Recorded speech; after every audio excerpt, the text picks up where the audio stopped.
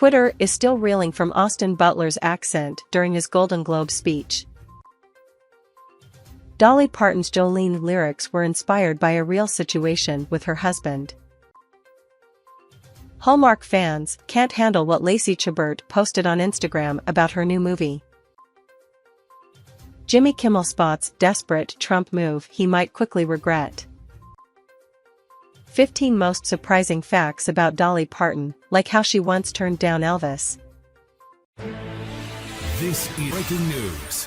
I'm Erin Burnett in Washington. Twitter is still reeling from Austin Butler's accent during his Golden Globe speech.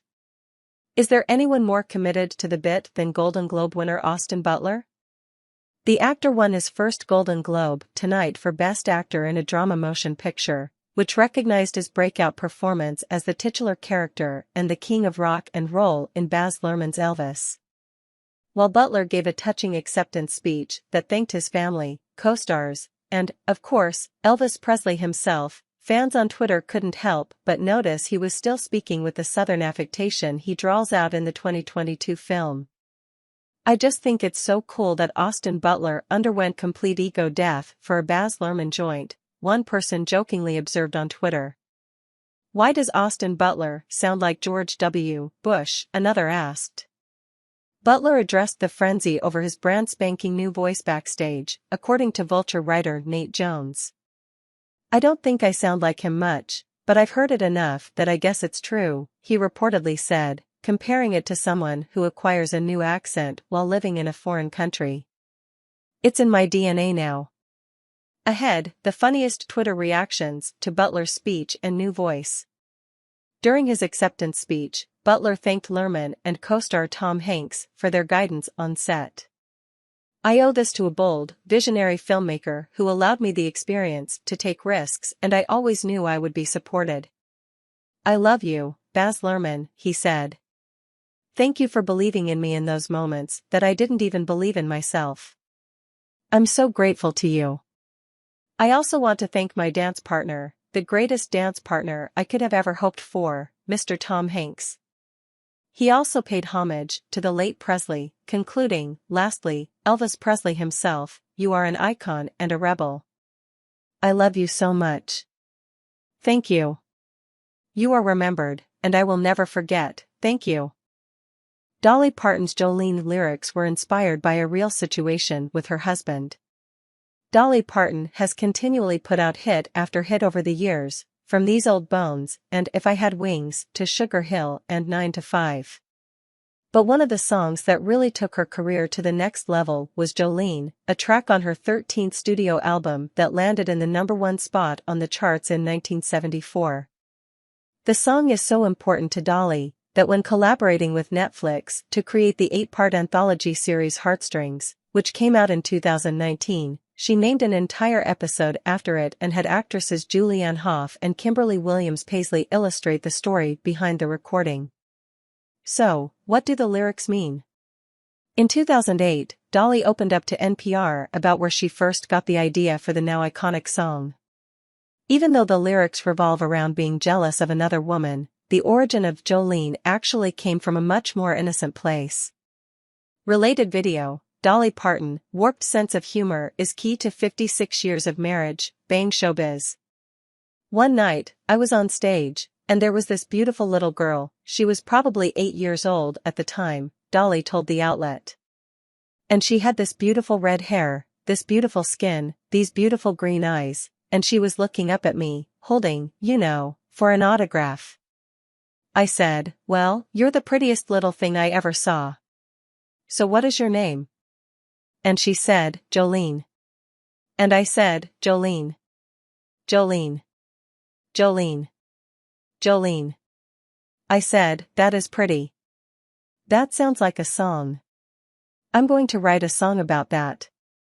Lo and behold, she did just that." But while Dolly may have used the girl's name for her new song, she drew further inspiration from her own life story. Soon after Dolly married her husband Carl Dean in 1966, an attractive red-headed bank teller supposedly began flirting with him. This didn't sit well with Dolly and prompted her to write out her feelings. Independent reports Dolly sang at a Glastonbury concert in the UK, I wrote that song years ago when my husband was spending a little more time with Jolene than I thought he should be. I put a stop to that. I got rid of that redhead woman in a hurry. Had it not been for that woman, I would never have written Jolene and I wouldn't have made all that money, so thank you, Jolene.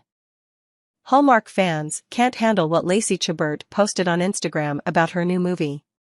Hallmark fans, you'll want to hear what Lacey Chabert just announced on Instagram. Nearly 1 year after the network released the popular The Wedding Veil trilogy, the actress shared that she was teaming back up with Alison Sweeney, Autumn Reeser, and When Calls the Heart star Kevin McGarry to make another set of movies for the franchise. What's more, the first one is set to drop as part of Hallmark's New Year, New Movies programming, titled The Wedding Veil. As viewers may remember, the first Wedding Veil trilogy followed 3 college friends whose lives were changed when they stumbled upon an antique wedding veil that was enchanted. The original installments also featured Lacey's character Avery falling in love with Kevin's character Peter, with the two of them marrying at the end. As far as where the wedding veil expectations will pick up in the franchise, folks can expect to see Avery and Peter navigating newlywed life while renovating an old house.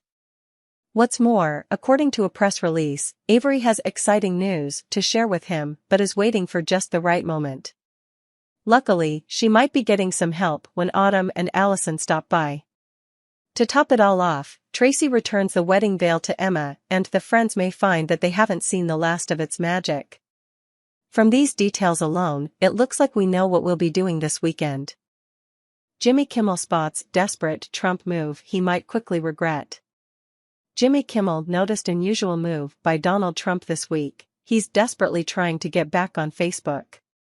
Trump was banned from Facebook in 2021 after his supporters assaulted the U.S. Capitol in an attempt to block the certification of the election, which he lost, and keep him in office.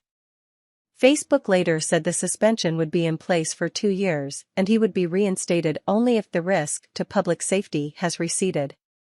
I'm actually surprised Trump wants to get back on, Kimmel said on Thursday. Isn't Facebook just an unpleasant annual reminder that Don Jr. and Eric were born? Kimmel delivered a warning to Facebook straight out of the movies.